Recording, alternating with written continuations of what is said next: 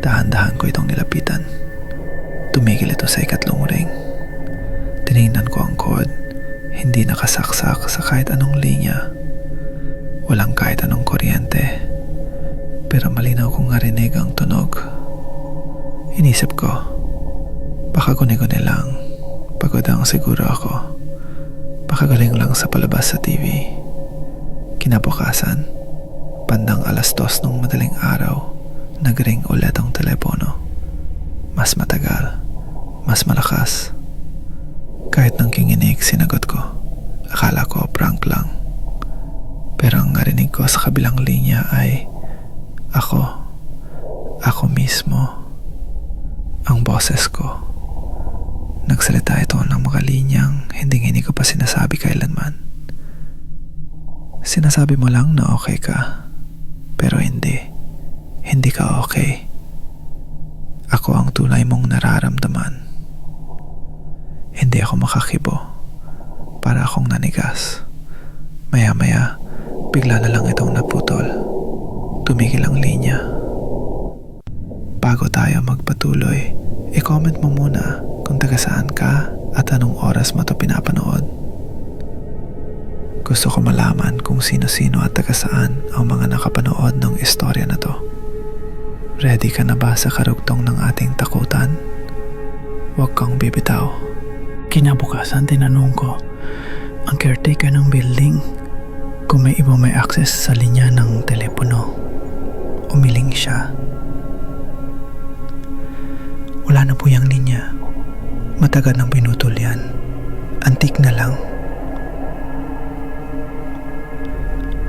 Simula noon, gabi-gabi na itong tumatawag. At lagi, boses ko ang naririnig ko. Pero mas malalim, mas malamig, at mas masama. Minsan, inuulit lang nito ang mga iniisip ko. Mga sikreto ko. Mga takot ko.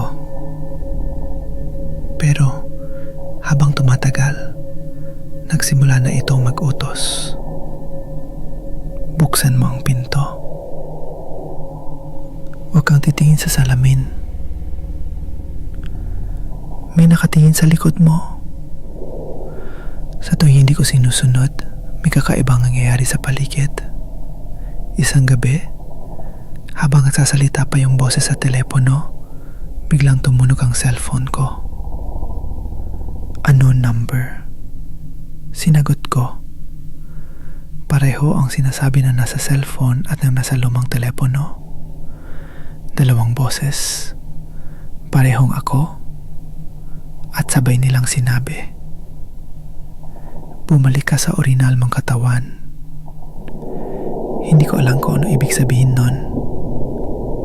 Pero kinabukasan, pagmulat ko, iba na ang ayos ng kwarto.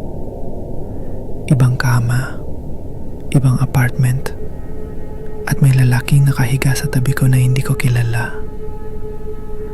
Nang sumilip ako sa salamin, hindi na ako to. Hindi na ako ang nasa reflection. Nagring ulit ang lumang telepono. Kinuha ko ito, nanginginig. Salamat, sabi ng boses. Dati ikaw lang ang naririnig ko. Ngayon, ako na ang nasa katawan mo. Tumigil ang linya. Naiwan ako nakatulala sa salamin. nakulong sa katawang hindi akin. Sa mundong hindi ko alam kung totoo pa ba, wakas o umpisa ng bago mong pagkatao. If you want part 2, comment part 2 sa baba. Follow mo ang page na Tintat Lagim para sa susunod na kabanata.